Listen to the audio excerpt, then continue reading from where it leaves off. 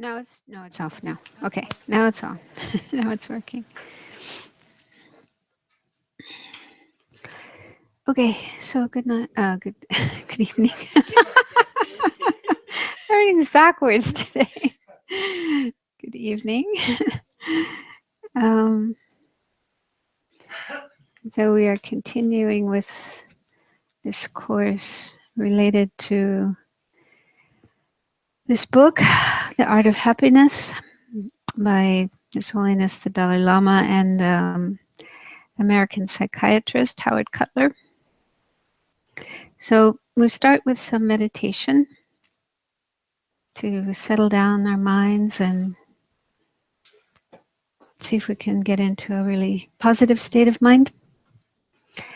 And then we'll have a slideshow related to tonight's topic.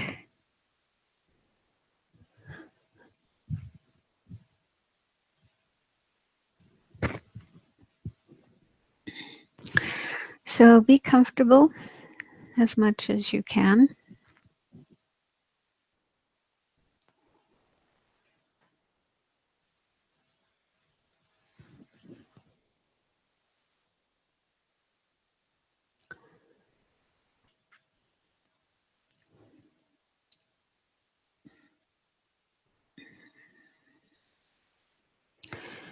And let's start by taking 3 long, deep breaths, breathing in slowly and deeply, and then breathing out slowly.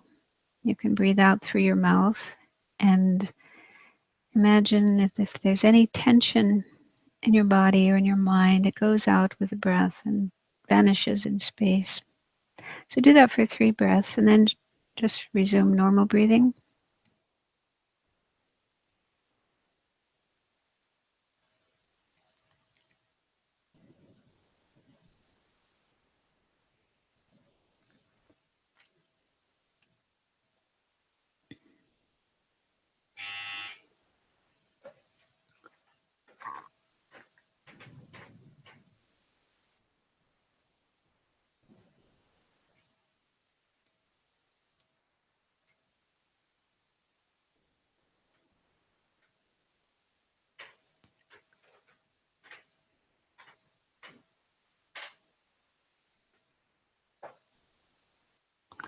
So check to see if there's any remaining tension in your body.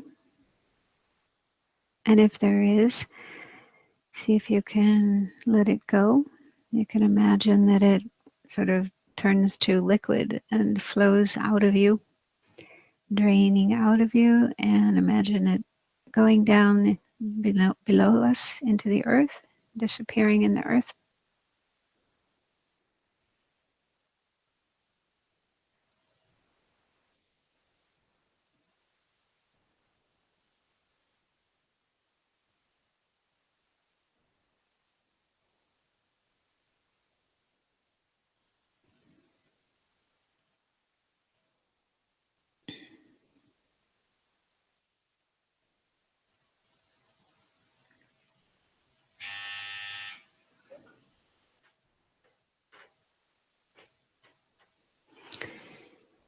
And also check to see if there is any tension in your mind.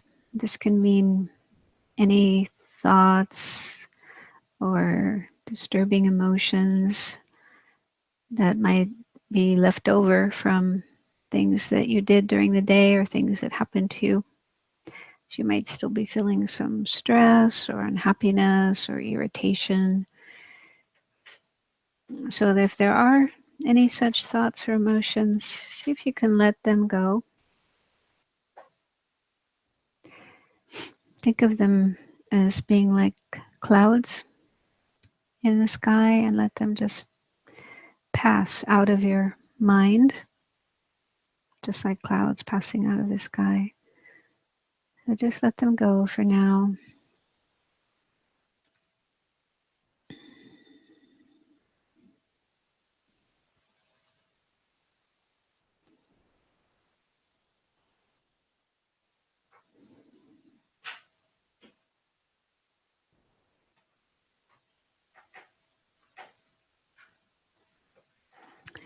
And decide that you'll do the best you can to keep your mind, your attention focused on what we're doing right here, right now. And thoughts related to the past, such as things that you did today or yesterday or any time in the past, or thoughts related to the future, plans for later tonight or tomorrow or any time in the future. Those are to be put aside for now. This isn't the time to think about those. You can always take them up again later, think about them later if you need to. But just make the determination that you'll leave those thoughts aside for now. Just like when we walked in, we put our shoes by the door, left our shoes there for the time that we're here. So you can imagine parking your thoughts away from here by the door with the shoes and leaving them aside for the remainder of the time that you're here tonight.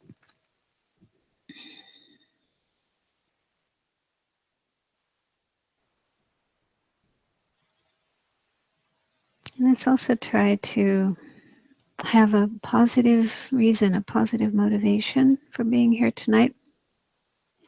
The best motivation we can have is altruism, meaning wishing to benefit not only ourselves, but also others. So naturally, we want to benefit ourselves. We want to make ourselves happier and better and more peaceful and so on.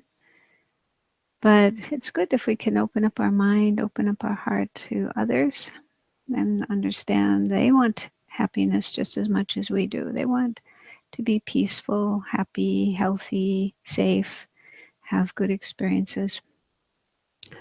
And through the practice of meditation and also learning more about the spiritual path, we can develop ourselves such that we can be more helpful to others. We can develop more positive energy in our own minds and our hearts and our lives.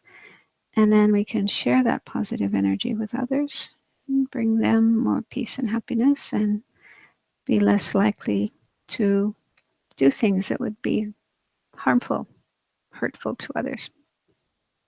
So try to have that attitude in your mind as your reason for being here tonight. I would like to learn something here so that I can help not only myself, but also others to find greater peace and happiness, well-being.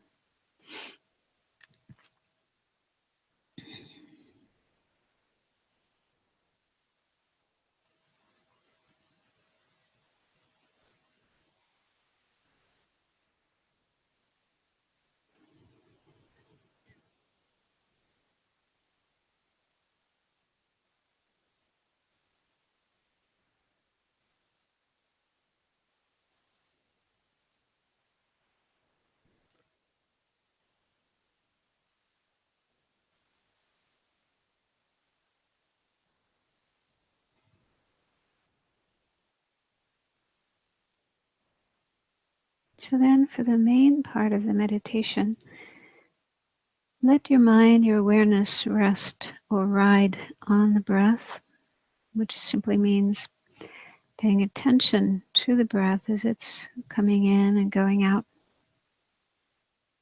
And try to keep your attention there on the breath for the full duration of the inhalation of the breath and the exhalation of the breath, with each breath, one breath after another. So try to be fully aware, fully attentive as the breath is coming in. Then there might be a little bit of a pause. And then as the breath is going out, and again, there might be a little pause before the next breath comes in. So just try to be fully aware, fully attentive to the inhalation and the exhalation and the pauses in between.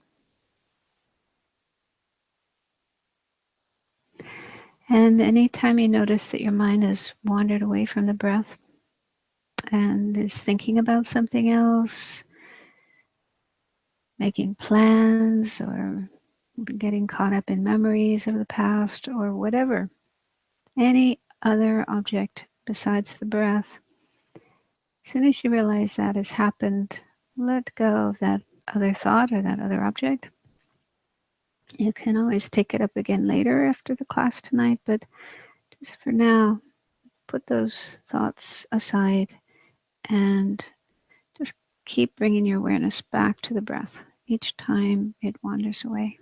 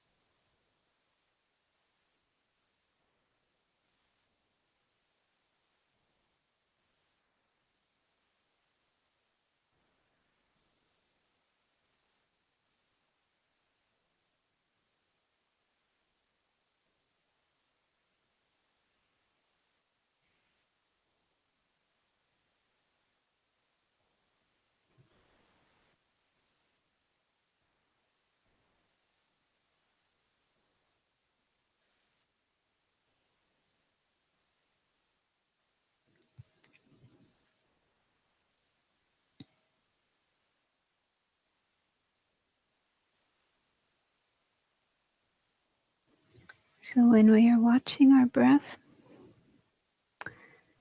we are keeping our mind in the present, the here and now. And that can be very soothing, very relaxing, because normally our mind is very busy, wandering here and there, thinking one thought after another. And that can be quite stressful, both for our body and our mind.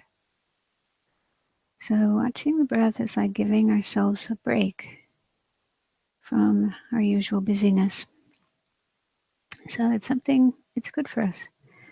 It's a way of being kind to ourselves. And if your mind wanders away from the breath, don't get upset at yourself. Don't be impatient. Instead, just kindly and gently and in a friendly way, let go of the other thought and bring your mind back to the breath. It's completely okay to bring your mind back to the breath again and again each time it wanders away.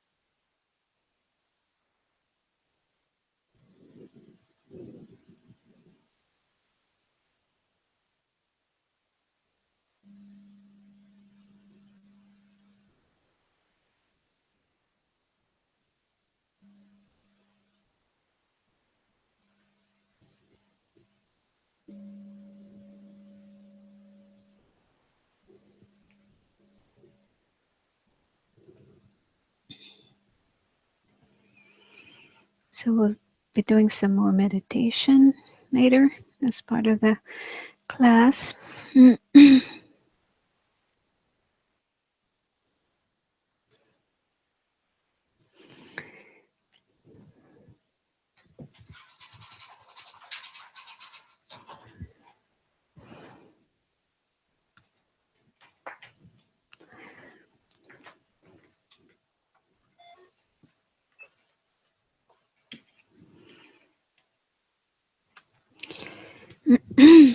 This is the tricky part, trying to get the slides to work.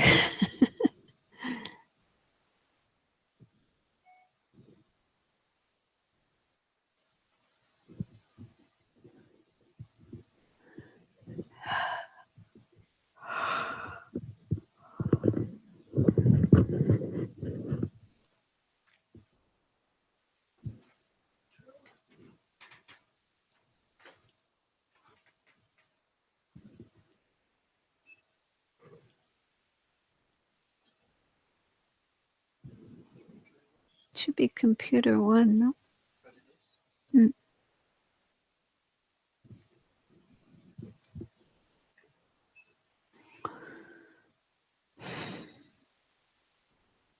Yeah.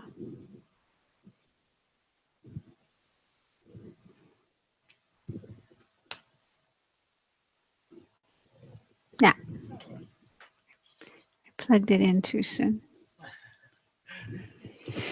Okay, so this is the number 8. In this series of talks on this book, looking at happiness. But the last couple of weeks, we've actually been looking at suffering. It seems kind of strange, but the fact is there is suffering in life.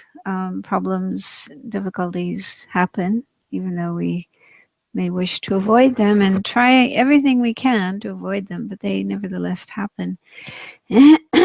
And so part of learning how to be more happy is learning how to deal with pain and suffering and try not to be like overwhelmed by it. And this is possible. So I'll just do a review of what we looked at the last couple of weeks. So from the Buddhist point of view, suffering is inevitable. It's part of life. And I don't think this is only a Buddhist view. I think it's a fact. I think it would be very difficult to find any human being in the world who manages to go through life and never experience any difficulties, any problems, because there's so many different kinds of problems. There's problems on the physical level with our body, with our health. We get injuries, we get pain and so forth, and sickness. And then on the mental level, emotional level, we experience loss. People we love, people we care about disappear from our lives because of death or because of relationships breaking up. Various causes, various reasons. Loss of jobs, loss of money, loss of material things, loss of our health, loss of our youth. So this is another big kind of problem or suffering that we have in life, as we lose things that we don't want to lose, that we want to hold on to, but we are not able to. So there's many different kinds of problems that happen in life. And from the Buddhist point of view, this is natural. This is only to be expected, only to be accepted. And the Dalai Lama says this is actually one thing that's very helpful, is just to accept that suffering is part of life and not try to hold on to a kind of idea, a fantasy that we can avoid suffering, that we can get through life and not have suffering and not have problems. So if we can just accept, and this is what is done in the Buddhist tradition, it's the first noble truth taught by the Buddha, the noble truth of suffering, which simply means that there are problems, there are sufferings that happen in life, and it's much better to just accept that and acknowledge that rather than try to deny it, pretend it's not there, run away from it. Those kind of methods don't really work. So acceptance of suffering is It's just a very helpful thing. And we also looked at how suffering isn't necessarily a bad thing. Depends on our perspective, how we look at suffering, how we view it, how we deal with it. And it is possible to look at suffering, deal with suffering in such a way that it can actually become a cause of growth, a cause of development of various qualities in ourselves. We can learn from suffering, in other words.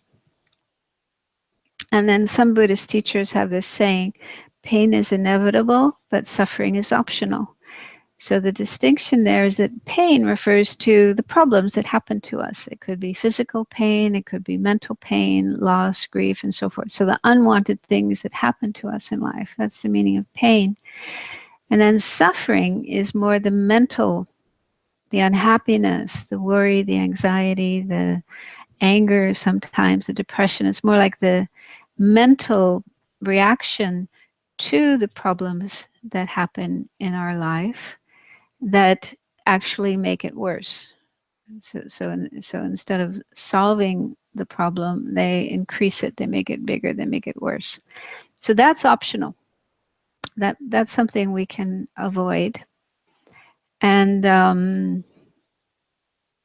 but we can learn ways of looking at problems, looking at suffering, dealing with suffering, such that we can make it better rather than make it worse.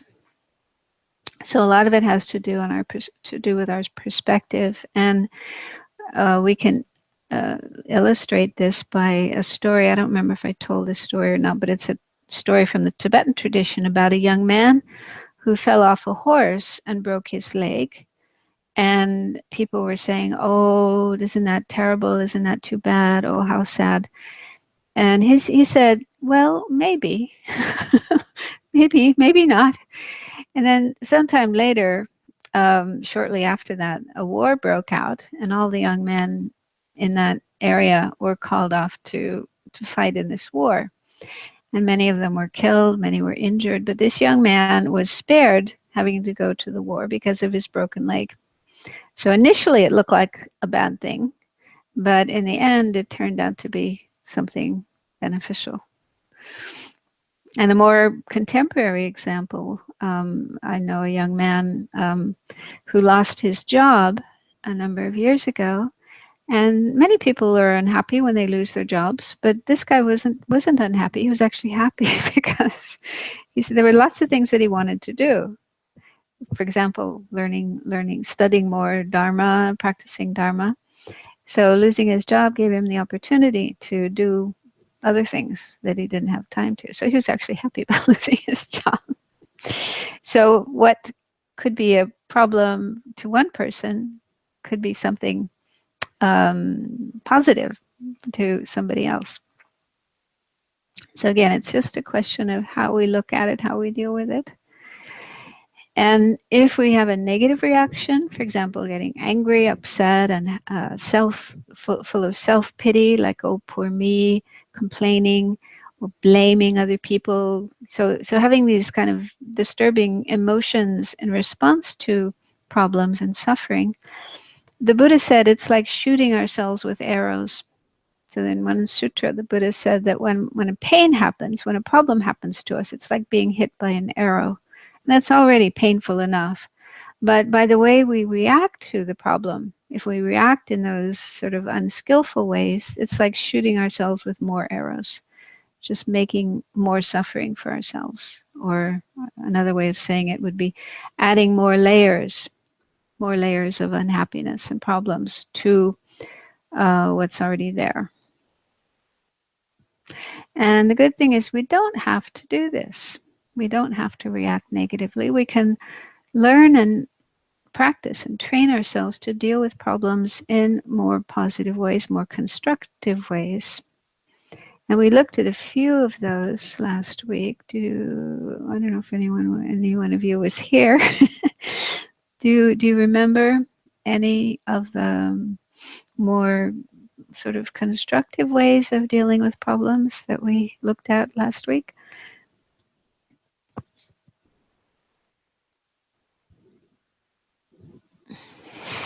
That was too long ago. Okay. One was, this is the Dalai Lama's advice, um, look for positive sides. So try to look for something useful in the problem. And he gave his own example. Um, Now, he had this problem of his country being taken over by the communists, Chinese communists, and having to flee from his country and become a refugee in India. So he lost his country, he lost many, many things. But of course, this is a great tragedy. But he can see some beneficial outcomes of this tragedy. For example, he mentioned being outside of Tibet meant that he was able to meet lots of different kinds of people, because Tibet was kind of a very closed country and not many people could come in, and Tibetans couldn't go out. So it's almost, yeah, almost like a prison. Um, so he wouldn't have had so many opportunities to meet different kinds of people and learn different things when he was in Tibet. So coming out of Tibet, now he's been traveling all over the world. He can meet many different people. He's met with scientists and politicians and artists and so on, and just learned a lot more things about the world that he wouldn't have had the chance to in Tibet. And also for us, the benefit for us is that Tibetan Buddhism came out of Tibet and now it's spread all over the world. So we have the chance to learn it, to learn these wonderful teachings and practice them. So, of course, that doesn't mean that it was a good thing that the Chinese took over Tibet, but there were some beneficial outcomes of that event. So with every problem, there could be positive things that we can see.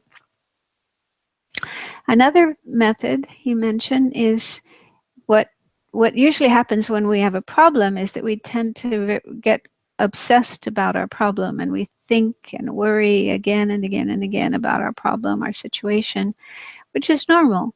But doing that can make the problem seem bigger and worse than it really is. It sort of blows up the problem like filling a balloon with air. It gets really, really, really, really huge.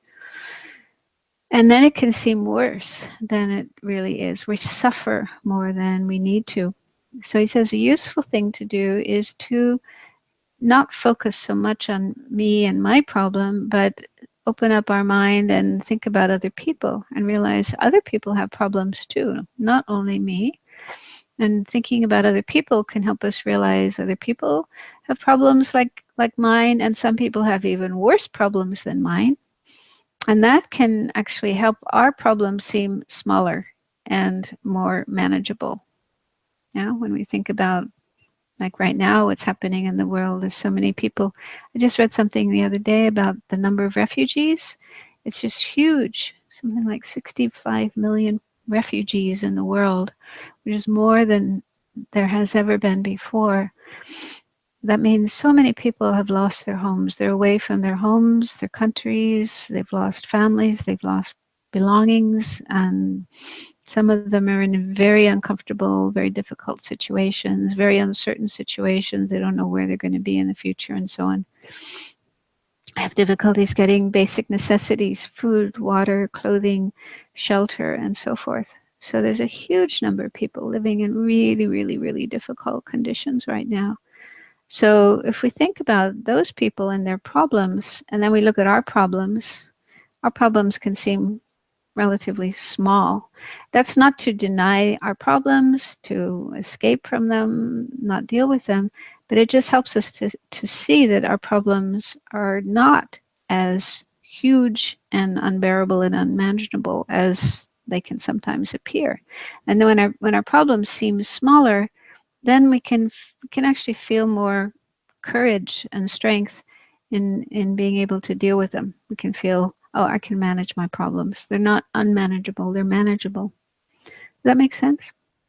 So that's a really, really helpful method for dealing with problems. And a third method we looked at was to remember impermanence, meaning that problems are not permanent. They don't last forever. They're there for a while, but they're not they're not permanent, they're impermanent. And that can take the heaviness out of the problem. Instead of the problem seeming solid and real and, oh, it's going to be there forever and ever and ever, it's never going to go away, we can think, okay, it's there now, but it will change. Things always change. And so maybe next week, next month, next year, things will be different. And I won't be as unhappy and facing so many difficulties as now. So that is a mental perspective we can take on our problem that can be very helpful. And so now tonight we're going to look at more about this same topic of dealing with suffering. The title here is Finding Meaning in Suffering. And Howard Cutler starts this section of the book with a quotation from Viktor Frankl. Have you heard of him? He was an Austrian, like Freud, he was a neuroscientist and also a psychiatrist. And he was imprisoned by the Nazis for a couple of years. He spent several years in the concentration camps during the Second World War and just endured horrific experiences. And right after being liberated, he wrote down his experiences. And there's this book, Man's Search for Meaning, which is really amazing. You can find it online, free PDF. It's really incredible first-hand experience of what it's like, what it was like living in the concentration camps. And he also started a new type of psychology or therapy, which I can't remember the name of it now. But anyway, it's based on this idea of finding meaning in life, in suffering. So one of the things he said was, man is ready and willing to shoulder any suffering as soon and as long as he can see meaning in it. And one of the things he noticed during his time in the concentration camps was that the mental attitudes of those who managed to survive as opposed to those who didn't, because many of the people died not as a direct result of being gassed or whatever, but they just lost the will to live. So this was something that happened to many of the inmates in the concentration camps. They kind of lost it. They kind of went into this state of like being a vegetable. They wouldn't get out of bed. They wouldn't eat. They wouldn't go to the toilet. They would just lie there and until they died. Or some would hang themselves because they just couldn't deal with the suffering. It was just too much for them. So they would just lose the will to live, and then they would die. And so in spite of these incredible difficult conditions, many of the people didn't lose the will to live. They wanted to continue living. And Viktor Frankl's theory was that those who did continue having the wish to live, it was because they had some meaning in life. It may have been family. They had the hope that they would survive and be able to be reunited with their family, their loved ones, their spouse, or whoever, parents, children. Or it could have been something else, like in his own case. He had a wife, and of course he wanted to be able to be reunited with his wife, but she died. In fact, most of his family died. He lost most of them. But he had been working on some manuscripts. He was a writer. So he had already started writing some books before he was imprisoned, and he wanted to finish his work. So this was what kept him alive. A purpose for him to carry on living was to finish his work. So that was another thing that would keep some people alive, the wish to go back to their work and continue the work that they had started before. So, having meaning, having a sense of meaning or purpose enables one to go on living in spite of difficulties. So that's why here he says, if we can see some meaning in suffering, then we're willing to go through it. And man here, of course, doesn't only mean male human beings, but also women. So a good example of this would be having a baby. So choosing to have a baby, a child, means going through a lot of difficulties. While one is pregnant, there's a lot of discomfort and inconvenience, changes that have to be accepted, and so on. And then at the time of giving birth, when the child is actually coming out, then that can be incredibly painful, incredible suffering for a long period of time.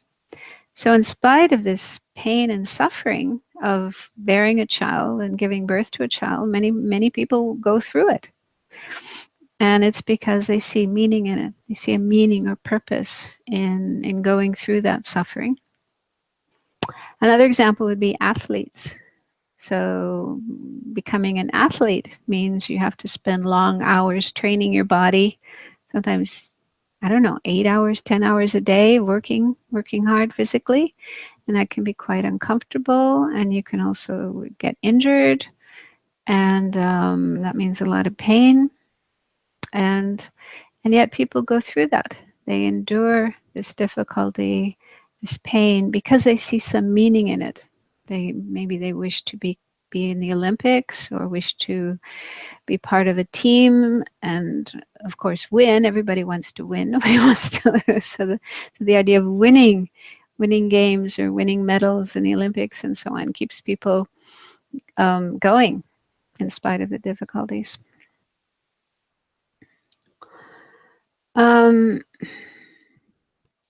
So it is possible then to find some sense of meaning or purpose in going through suffering. But those examples that I just mentioned, having a baby, being an athlete, and so on, these are things that people choose to do. So people choose to go through those difficulties. And that's one thing. But then many of the problems that happen to us in life are not by choice. We don't choose them. We don't choose to get sick. We don't choose to lose loved ones and so forth. So that's more difficult when something happens to us not by choice. So, not by choice, but without choice. Something we don't want to happen at all. So it's completely normal and understandable that our initial reaction when bad things happen to us is that we get upset. And we can become angry, depressed, worried, frightened, and so on. So all kinds of unpleasant emotions can happen to us. And we can sometimes become overwhelmed by these emotions and even just lose our mental balance. So Howard Cutler says, during those times when big problems happen and we become overwhelmed by these kind of reactions to them, at those times it's very difficult to see any meaning, any benefit to this suffering that we're going through.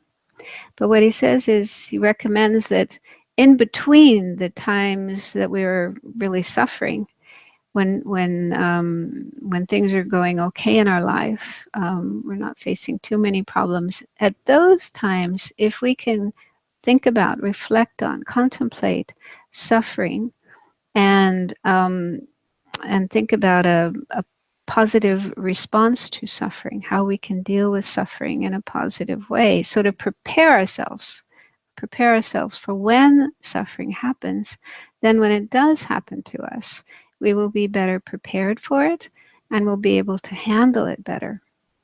That makes sense? And I was thinking of examples like I was staying once in a place in America where there are tornadoes.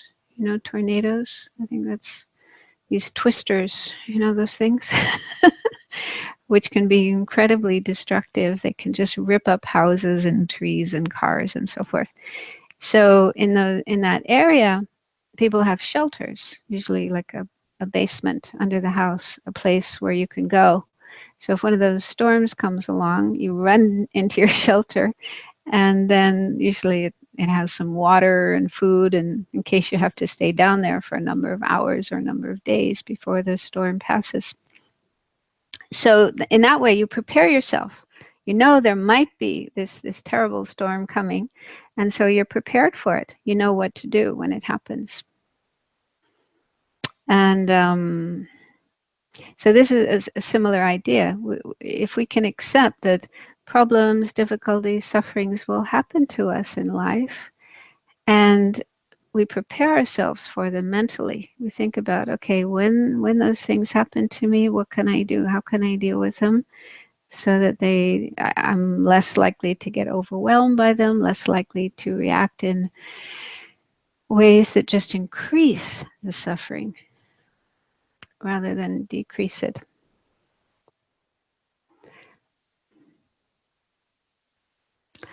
And this is a quotation from a Tibetan master, Lama Tsongkhapa, who lived about 500 years ago, from his text, the great treatise on the stages of the path, the Lamrim text. And this is in the context of the practice of patience.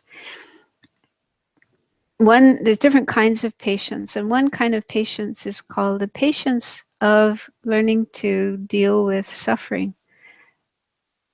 So he says, when you experience suffering, you absolutely must know how to bring it into the path. Otherwise, you either generate hostility or you become discouraged about cultivating the path. Either circumstance interfering with applying yourself to virtue. So this is this text is all about the path, the spiritual path to enlightenment. So it's written for people who feel this strong determination, this strong commitment to following this spiritual path and eventually reaching enlightenment. So for such a person, then he says it's really, really important that you know how to deal with suffering. It's going to happen in your life. And if you don't know how to deal with it, how to bring it into the path, how to make it part of your spiritual path, your spiritual practice, then there are these dangers. One danger is that you can get, well, he says hostility, which mainly means angry, upset. Okay, so you could get angry at other people, or angry at yourself, or angry at the world. So this is one common response to problems. We get angry. Why me? And try to blame other people. So getting angry, generating hostility, will be like an obstacle to our practice. And we might even give up practicing. Or he says the other danger is becoming discouraged. So you may just feel so depressed and discouraged that you just don't want to practice anymore. You give up your wish to follow the spiritual path. So these are dangers that can happen to us if we don't know how to deal with suffering. So he says it's very, very important to know how to deal with suffering in a way that this doesn't happen. And we can actually make it part of our path, part of our practice. So there's actually a whole body of teachings in the Tibetan tradition about how to use problems, suffering, difficulties in the path. Make them part of the path instead of something that's, this shouldn't be happening. Okay. So sometimes it's interesting. I can see this in myself as well, but we have this idea that, okay, if I'm following a spiritual path, that means I'm being a good person, I'm doing good things, and therefore things should go well for me. I should have good experiences. Yeah. And so then when problems happen, bad things happen, we think, what? This isn't supposed to be happening. Everything's supposed to be going well for me. Why is this happening? I don't know if you've ever noticed that kind of reaction, but it can happen. And then people can think, well, it's almost like you have this expectation that if I practice meditation and follow a spiritual path, then everything will be smooth, everything will be easy, everything will be wonderful, because we're doing something good, we're doing something positive, and therefore everything should go well. And it's, in a way, it's understandable that we would have that idea or that expectation. But the reality is it doesn't work like that. Just because you're practicing meditation, you're following a spiritual path, doesn't mean everything will go well for you. There will still be problems. Bad things will still happen to us. And from the Buddhist point of view, this is because of our karma. Just because we start following a spiritual path doesn't mean all of our karma instantly gets purified. We don't have any more bad karma to experience. We still have karma. So we still will go through bad experiences. Bad experiences will happen to us as we're following the path up to a certain point. After a certain point, things will get easier and we won't have so many problems. But for quite a while on the path, there will be problems, and we just have to know how to deal with them so that they don't become a cause for us to give up our practice and fall off the path and become discouraged, like he's talking about here. So for me, this quotation is quite important, quite meaningful. Okay, so how to find meaning in suffering? How can we see suffering as something meaningful and purposeful?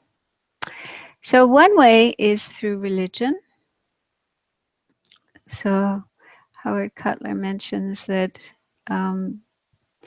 Hindus and Buddhists who believe in past lives and karma would view suffering problems as the result of karma. So a person who believes in karma would think, well, this bad thing, this sickness that's happening to me is because of some negative karma that I created in the past lives, or this life. And so it's just a natural effect, a natural outcome of something I myself have done, because I'm not yet a fully developed, enlightened being. So it's natural that I will still have karma and the results of karma. And by thinking in terms of karma, this helps us not get so angry at other people or feel this isn't fair, this shouldn't be happening to me, why me, that kind of attitude. And instead we accept what's happening to us. There's a reason, there's a cause for it, there's a reason for it. And you can also go further than that and think, well, this is like a teaching, a lesson in karma, how important it is to try to make sure I create positive karma and avoid creating bad karma. Because otherwise, if I continue creating bad karma, I will continue meeting with problems like this. And I don't want that. And so it's up to me. It's in my hands. I'm responsible to make sure that I do the right things to have good experiences and avoid doing the wrong things that will bring these kind of bad experiences. So this is how somebody who believes in karma would think. And then this problem that happens actually becomes something useful, something helpful for our spiritual practice. On the other hand, people who are following a theistic religion, believing in a God, a creator God, Judaism, Christianity, Islam, then they would probably see suffering and problems as a part of God's plan, God has some kind of plan for this world and those of us who are living in this world. And there's some reason, there's some purpose for experiencing suffering, encountering suffering. So people who have very deep, sincere faith in God will think, well, there's a reason why this is happening to me. God is trying to teach me something. He's trying to show me something. He's testing me. So they would see it in that way. And that would really help them to not be so upset about problems. For example, my mother was a very devout Catholic. And at the end of her life, she had cancer. She was dying of cancer. And she wasn't upset. She was actually in a really positive state of mind, really, not unhappy, not afraid, not worried, very, very peaceful, very positive. And she would say to people who asked her, are you afraid? Are you worried? She would say, no, God has taken really good care of me all my life, and I know he's going to take care of me now. So she just had this total trust in God and felt that he was like this heavenly father who was taking care of her, and he had a plan for her and what was going on with her and so on, and she had no fear. So that belief in God just gave her incredible peace of mind and also courage. She was not afraid at all about dying. So it was really touching, really moving to see that, how someone who really believes deeply, sincerely in God and that view of things can find incredible peace even at such a difficult time in their life.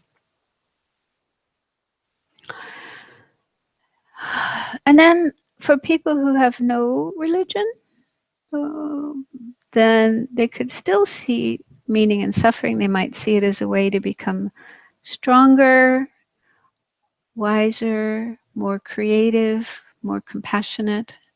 So going through problems and difficulties can teach us, can help us to learn, to grow. And there's a quotation from Martin Luther King: "What does not destroy me makes me stronger." So many people are able to see that without having it pointed out to them, without any kind of religious or spiritual tradition. They just experience for themselves that going through difficulties, although it may be difficult in the beginning, initially, they don't feel too happy about what's going on. But as time goes on, they learn things, they develop things, they actually see that what they're going through is very beneficial for them.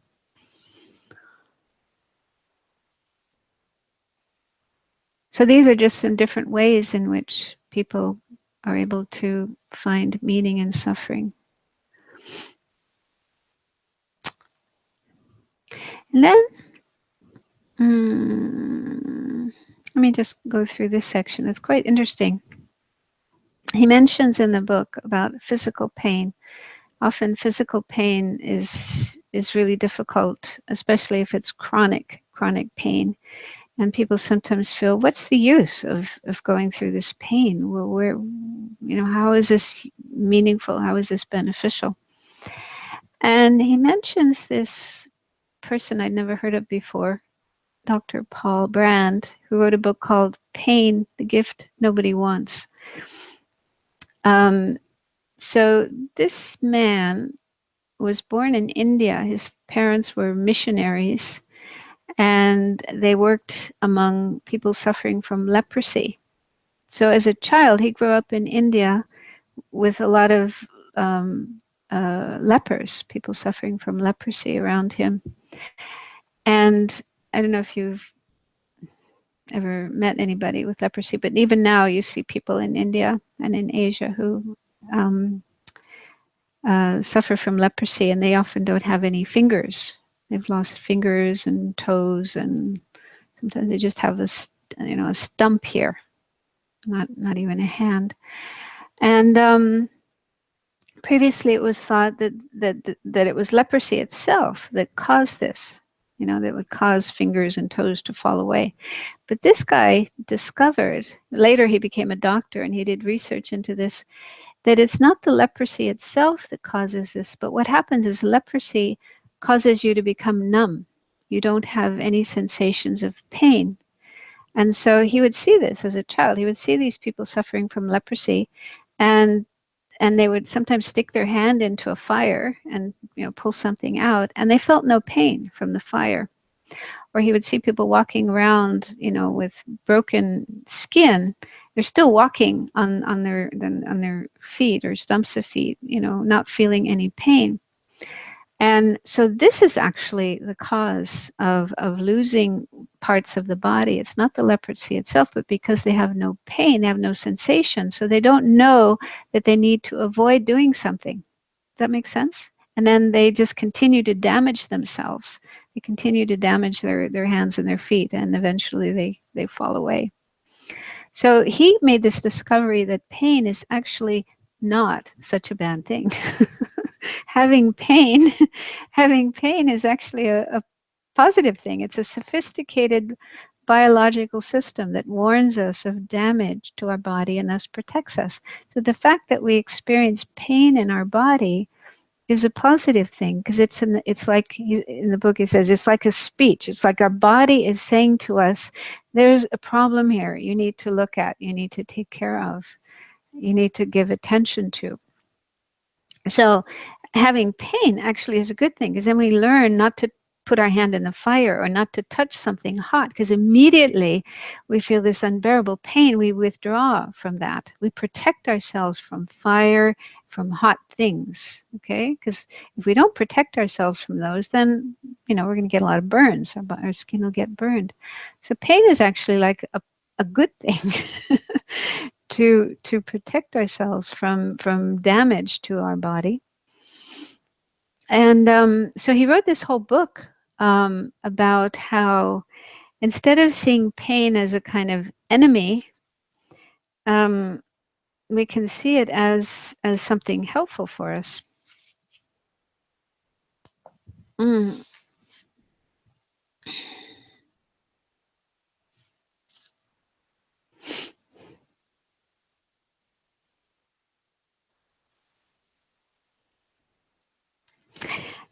And then he says, so the experience of pain is so unpleasant, because the very unpleasantness of pain, the part that we hate, is what makes it so effective in protecting us and warning us of danger and injury.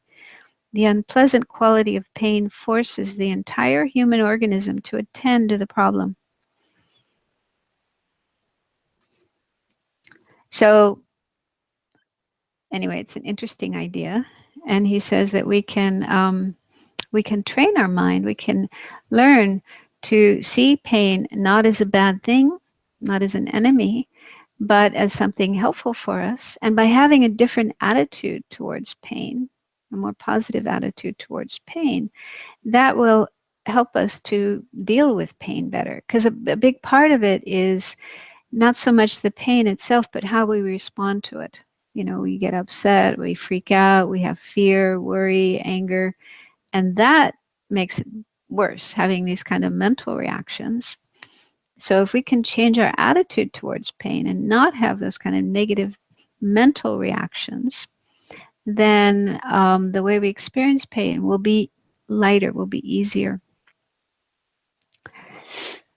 So in the book, he explains how actually it happens. So it starts with sensory signals coming from different parts of the body, and they eventually end up in the brain.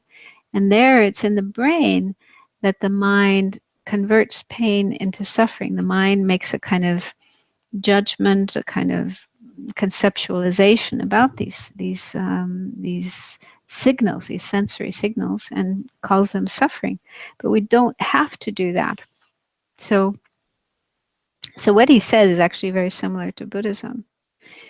He says, to lessen the suffering of pain, we need to make a crucial distinction between the pain of pain and the pain we create by our thoughts about the pain. If we have fear, anger, guilt, loneliness, and helplessness, these are all mental and emotional responses that can intensify pain. So if we have these kind of disturbing emotions in response to the pain, they actually make the pain worse, not better. And it's fine to use medication. It doesn't mean we have to just sit there and deal with the pain. We can use medication, but we can also work with our mind. So I'll talk a little bit more about this afterwards, but let's have a break first. And if you're new here, we have tea and coffee upstairs and snacks.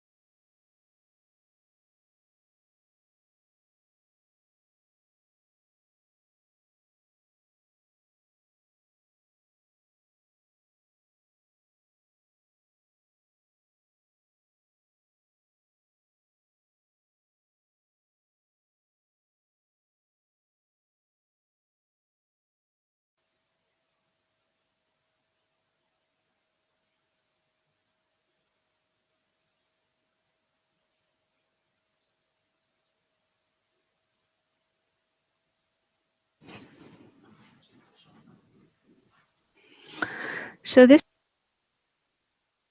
now in the break, How to Live Well with Chronic Pain and Illness. The author is Tony Bernhard. And so there's a whole section in here about physical suffering, how mindfulness can ease physical suffering by easing mental suffering.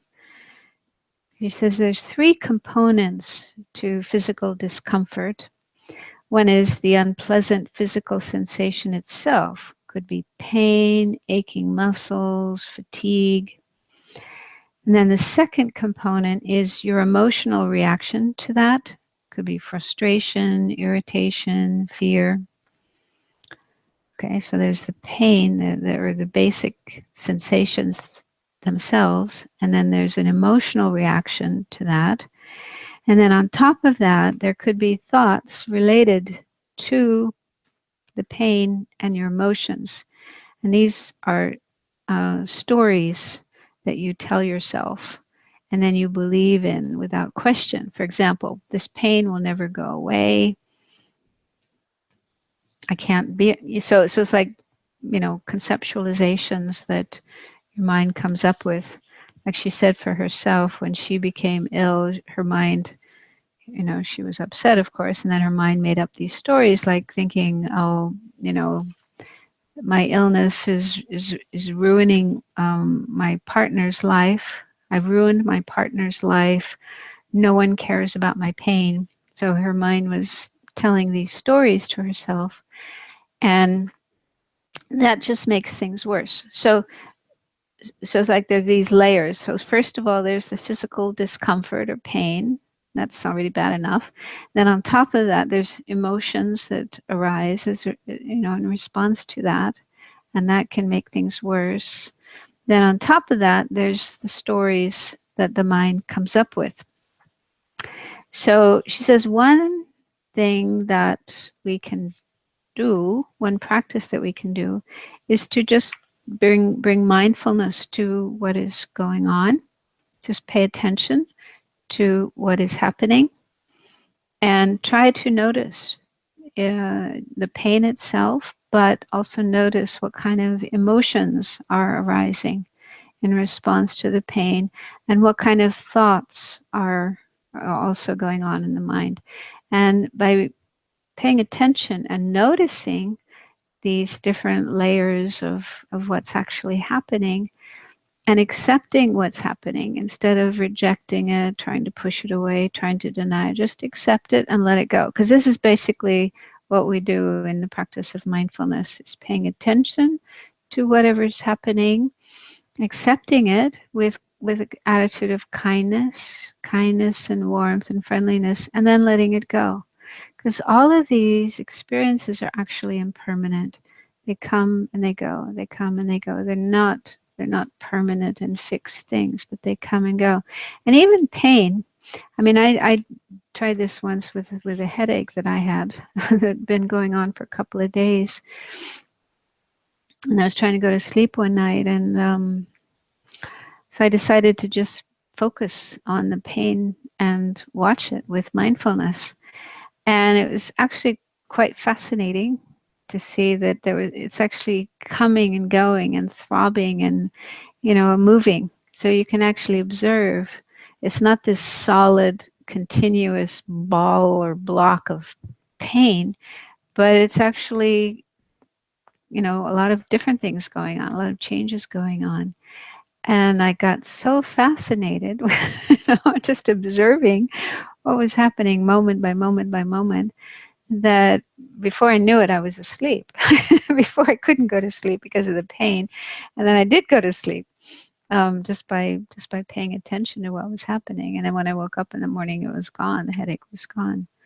So this is what many people experience by just bringing mindfulness to some kind of painful experience. You start to see it's not so solid as it first appeared to be, and seeing it, flowing, coming, going, changing, can help to make it seem less terrible, less painful. So this is one practice, and I thought maybe we could just try it for a little while and see how it helps, if it helps. So let's just sit comfortably as possible.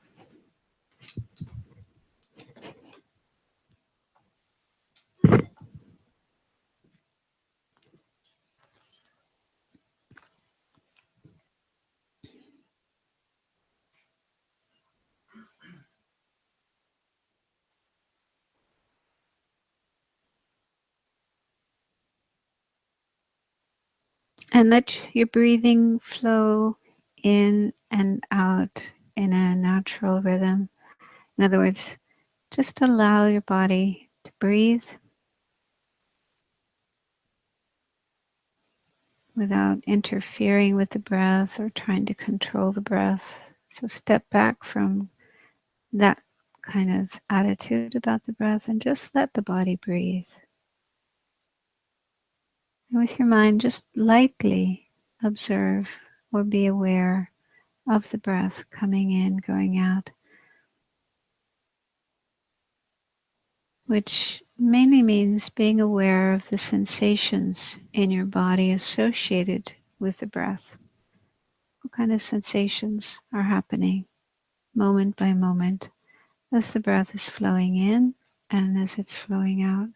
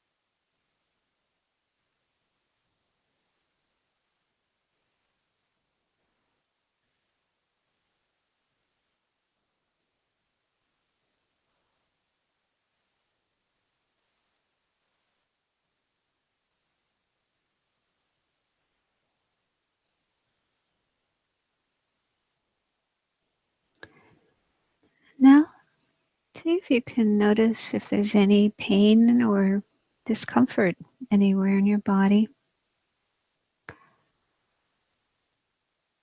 And in case there's multiple places of pain or discomfort, just choose one. And maybe you don't have to choose the worst one. Maybe you could choose one that's relatively mild, low level pain.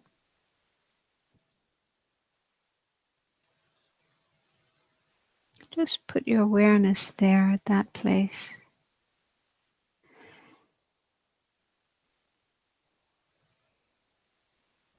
And try to ensure that your attitude, the mind with which you are aware of the pain is is one that's kind and friendly, caring, gentle.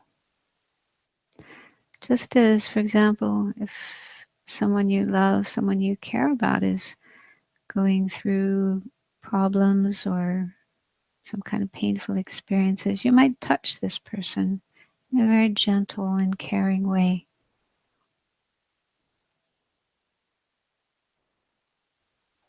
So try to get in touch with that feeling that you would have as you touch your friend in a caring and gentle way. And see if you can touch your own pain in the same way, the gentle and caring attitude.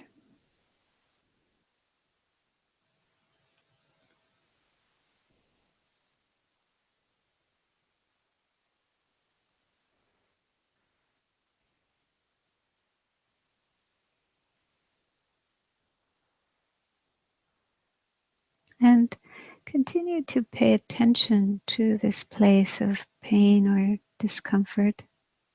And do so with a kind of curiosity, wanting to understand better what it's all about, wanting to explore it.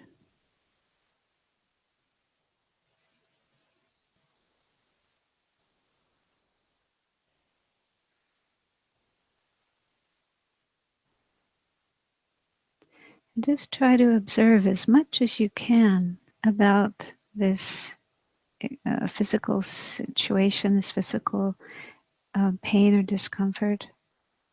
Try to have very close moment to moment awareness of what's happening each moment in that place.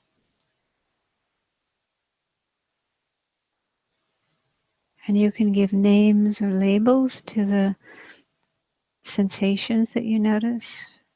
For example, stabbing or twitching or stretching or pulling.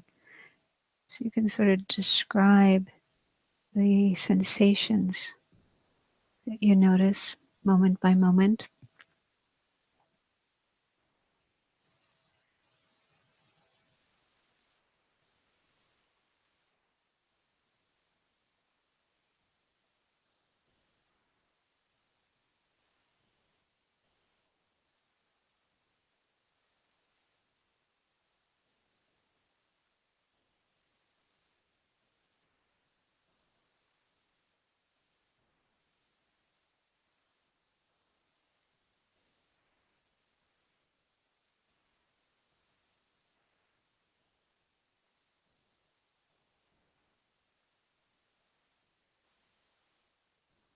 And also be on the lookout for any mental reactions to the pain. So these could be emotions like fear or aversion or worry, anxiety. So if you notice any emotional reactions coming up, you can also name them. Just give a name to what you notice in your mind.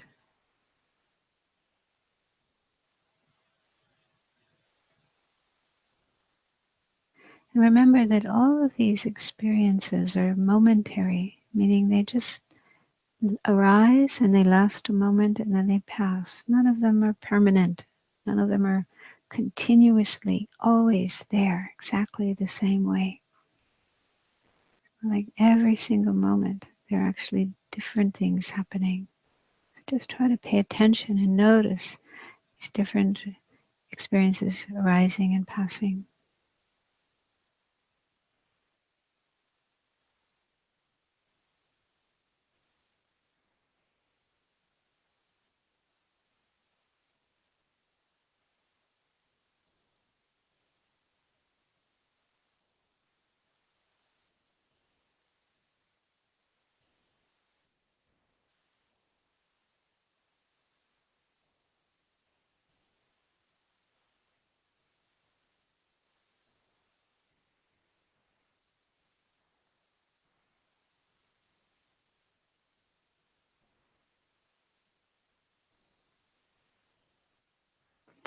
And try to have an attitude of acceptance of whatever's happening, not rejecting anything with an attitude of, oh, I don't like this, I don't want this, or this is bad, this is wrong.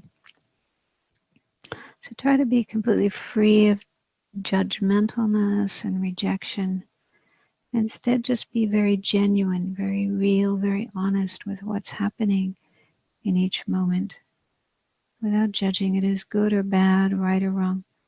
Just accepting everything.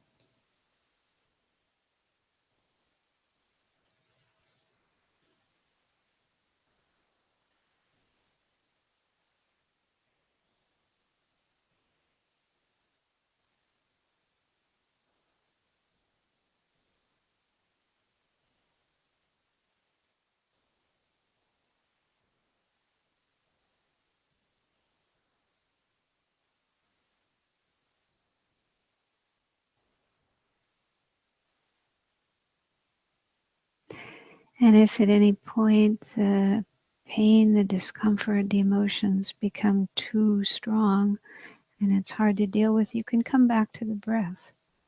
Bring your awareness back to the breath. Use the breath as a kind of anchor, a way to ground yourself in the present, the here and now.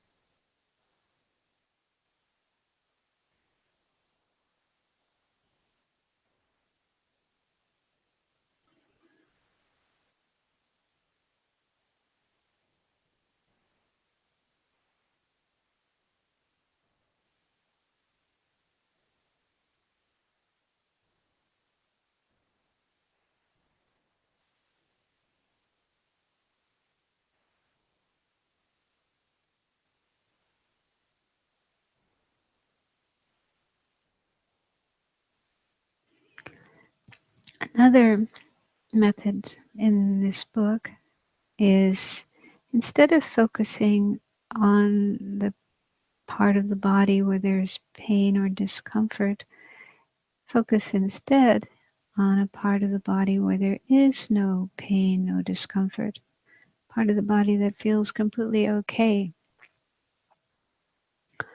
So that could be something like your thumb or your nose or your ear. So see if you can find some part of your body where there is no pain, there is no discomfort.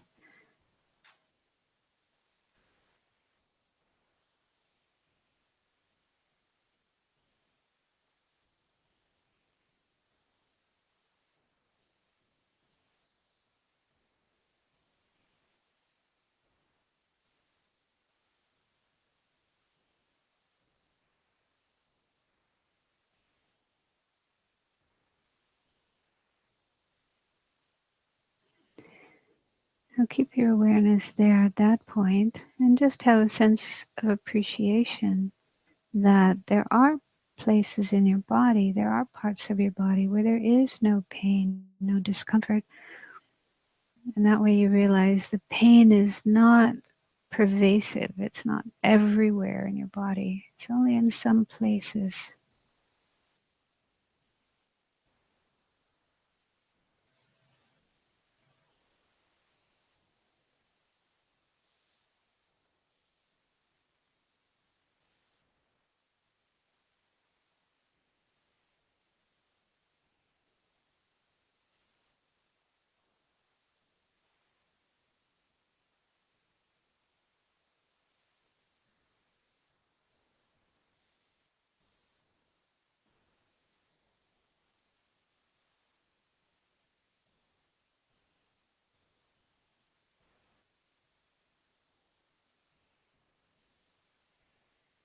And try to feel a sense of gratitude, of gratefulness, appreciation that there are places in your body where there's no pain. There are experiences you can have that are pain-free, free of pain.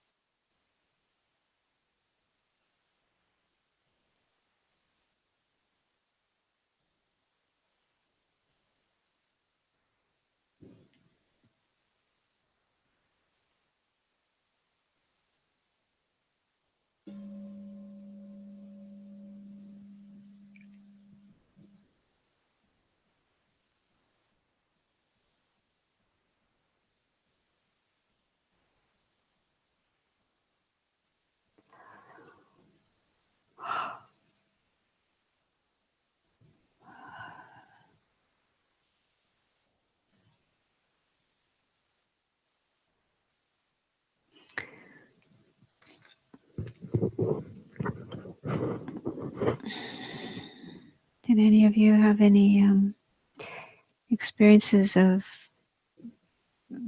finding that helpful to use those methods in dealing with pain?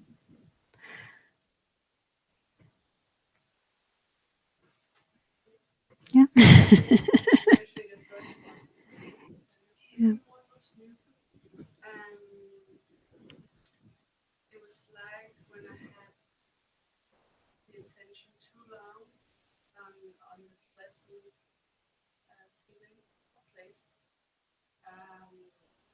the pain start to be stronger.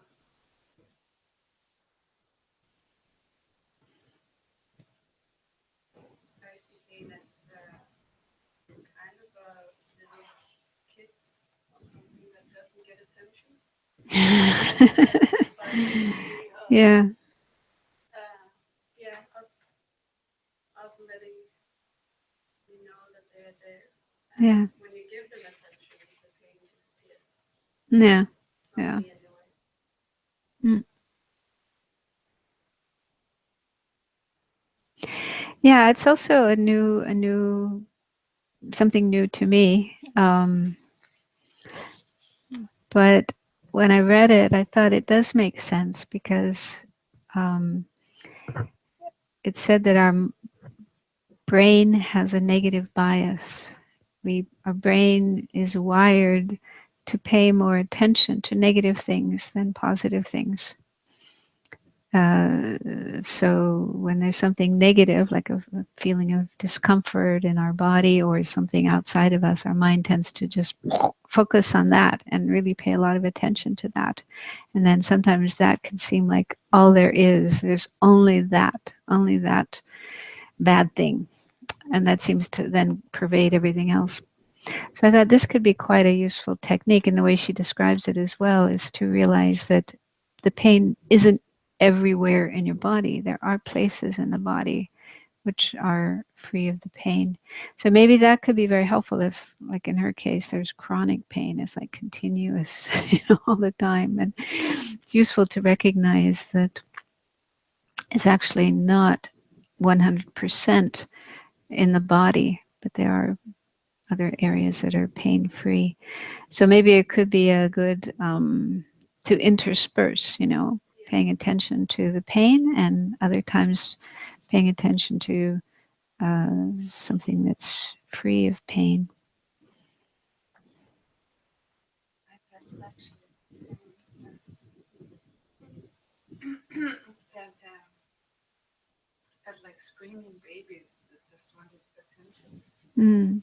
And when, especially when on the second part, when focusing on a pleasurable or a place without pain, and it was kind of like, oh, then suddenly I was beginning to feel pain where I didn't have pain, and it was, yeah, it felt really like, oh, come on, those screaming babies were there and just wanted some Yeah, loving attention, and so I just stopped and went back back to to the the pain. pain.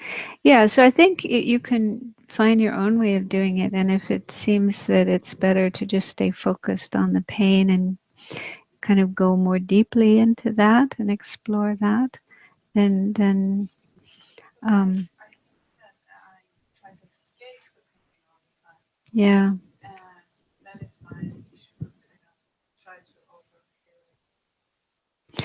And I guess what can happen is there may be the pain plus these emotional reactions and the stories, and it's all in one package, and we're not necessarily aware of it. And the whole thing can seem really, really terrible.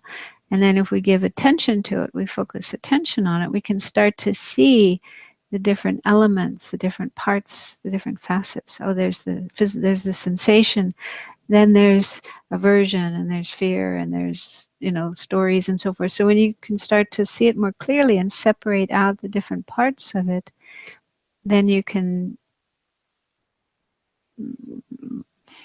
maybe have it, then change your attitude about it, realize you don't have to have those emotional reactions and believe in the stories and so forth, and just be with the raw sensations themselves.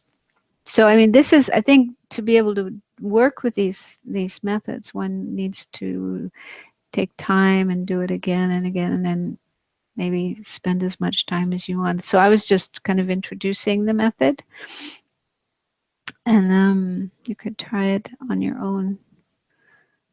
You spend as much time as you need to and go as deeply as you need to into it. Martin?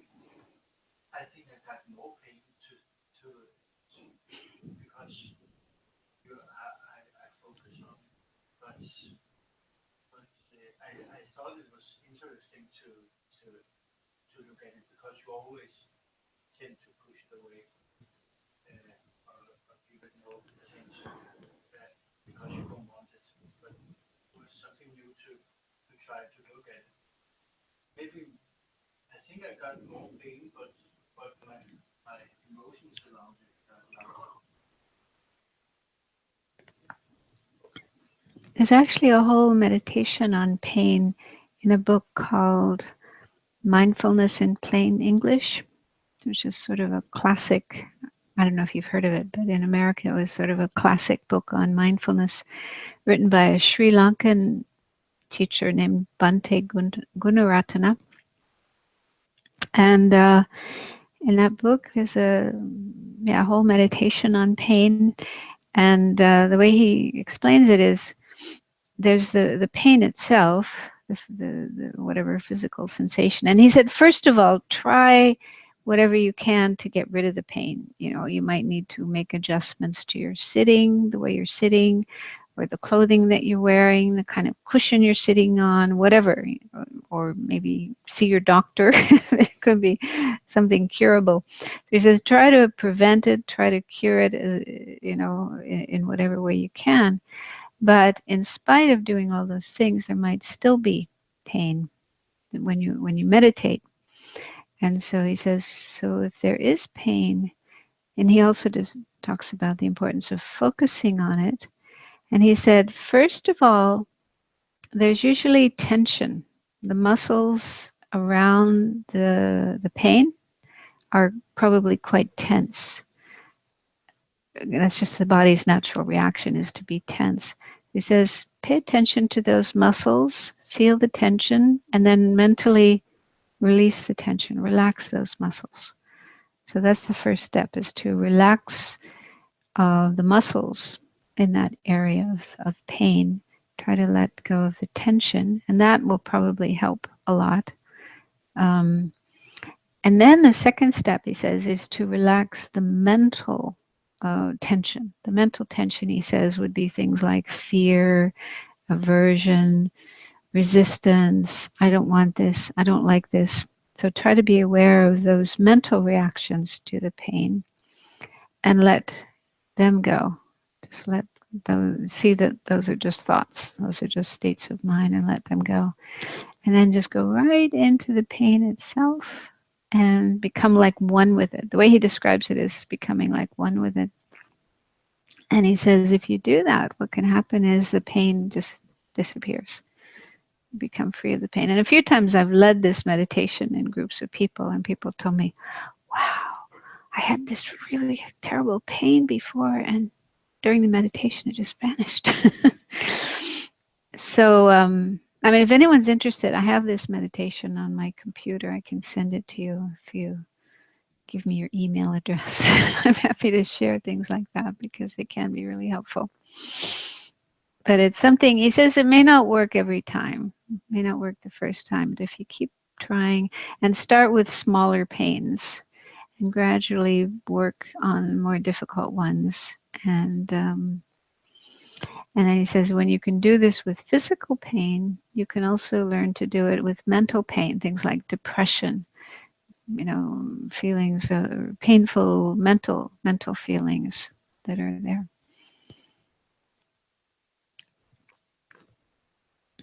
So he describes it as a sort of step-by-step process, and I think it's quite profound.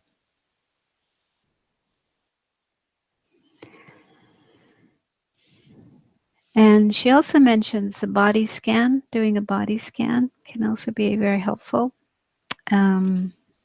We do that sometimes in our Thursday night class, but in some contexts, and you can find on the internet, on YouTube and so on, there's guided body scan meditations, and you can do them.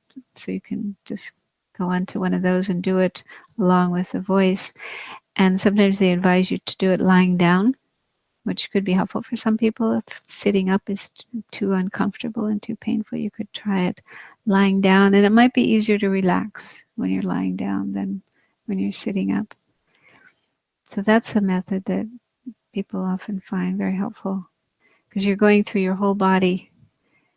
Sometimes it's from the toes, the bottom of your body, gradually up to the top of your head, or you could do it the other way from the top of the head down through the body down to the toes, and just paying attention to one part of the body at a time and relaxing that part of the body.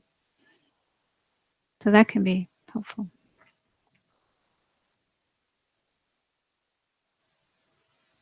And again, it doesn't mean the pain itself will disappear. I mean, it might.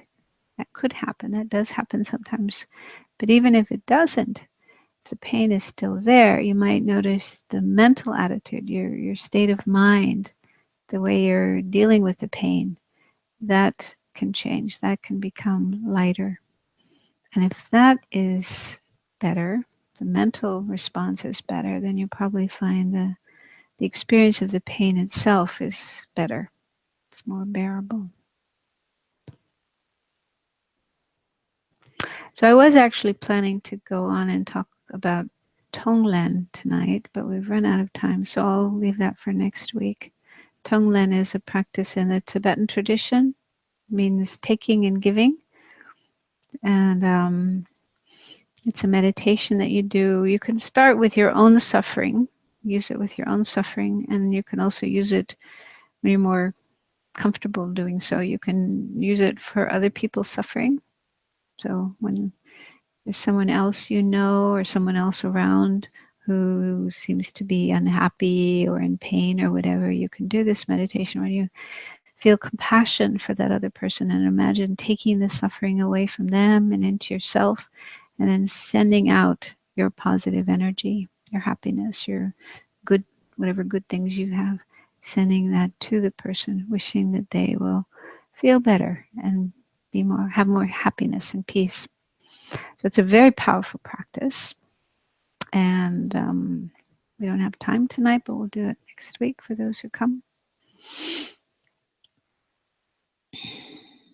Any last questions or comments?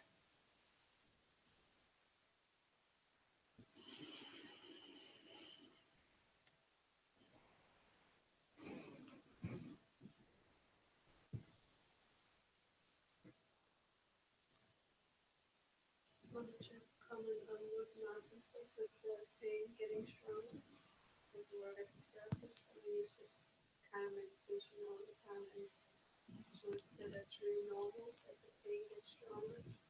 If you again think that this small children that hadn't gotten the attention that it needed, and when you give the attention, it takes a while before they quiet down and feel safe enough to relax. Yeah. So if you keep on doing it, it will be better.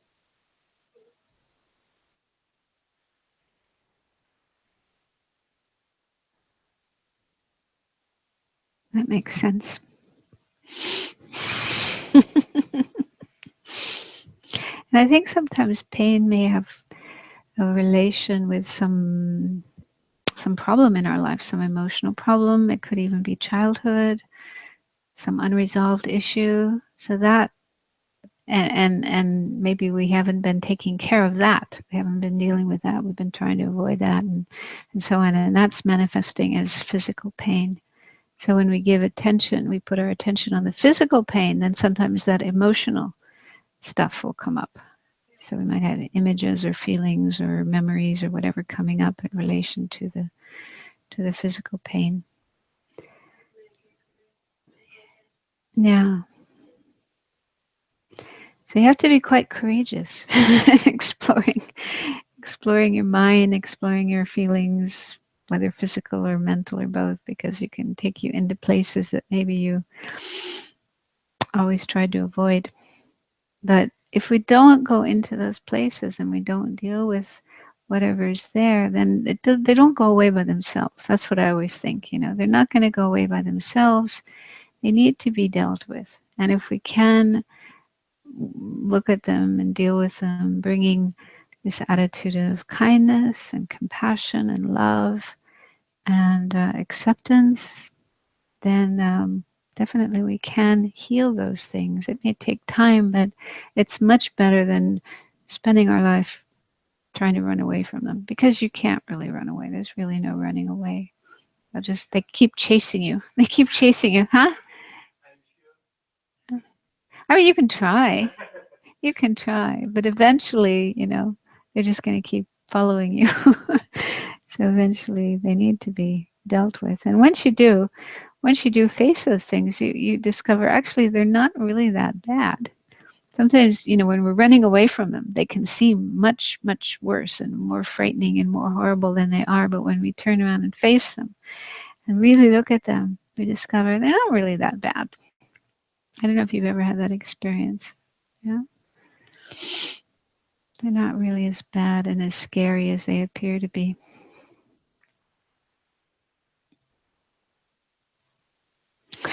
Okay, so let's stop for tonight. You needed to leave, right? Okay. Just quickly make a dedication of the positive energy that we've created here tonight by doing meditation and listening and thinking about and talking about these teachings on how to heal our mind, how to make our mind more positive and peaceful and happy. And we did all these with a wish to benefit not only ourselves but others as well. So we've created some very good energy here tonight, positive energy, what we call merit. So let's mentally share that merit with others, with all living beings, wishing that it will be the cause for all beings to have more peace, happiness, more wisdom, compassion, love, get closer to enlightenment, and become free of all suffering and its causes.